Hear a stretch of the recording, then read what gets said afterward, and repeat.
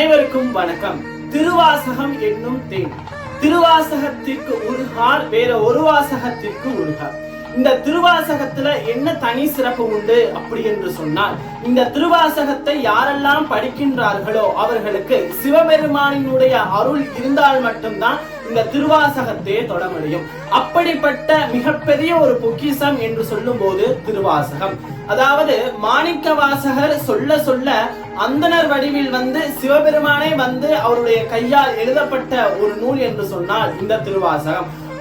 சிவபுராணத்தை யாரெல்லாம் படிக்கின்றார்களோ அவர்களுடைய வாழ்க்கையில வெற்றி வாய்ப்புகள் கண்டிப்பாக கிடைக்குமா? அது மட்டுமா, சிவபுராணத்திலே முதல் வரியாக இருப்பது பஞ்சாட்சர மந்திரத்தில் சொல்லக்கூடிய அருமையான பதிகம் என்று சொல்லுவோம். அதாவது, நமச்சிவாய வாழ்க, நாதன் தாழ் வாழ்க, இமைப்பொழுதில் நெஞ்சில் நீங்காதான் தாழ் வாழ்க, கோகலி ஆண்ட குருமணி தன் தாழ் வாழ்க என்று சொல்றான். அதாவது, இந்த மானுட பிறவியிலே நம்மளே சுவாமிய வாழ்க வாழ்க என்று வாழ்த்துகிறோம். பொதுவாக சுவாமி தான் நம்மளை வாழ்த்தணும். அப்போ இந்த பிறவியிலே நம்ம சிவபுராணம் படிக்க படிக்க எத்தனையோ ஜென்மங்கள் புண்ணிய செஞ்சிருக்கணும் அப்படின்னு தான் நான் சொல்லுவேன். அப்படிப்பட்ட சிறப்பு மிகுந்த ஒரு பதிகங்கள் கொண்டது இந்த திருவாசகம். இந்த திருவாசகம்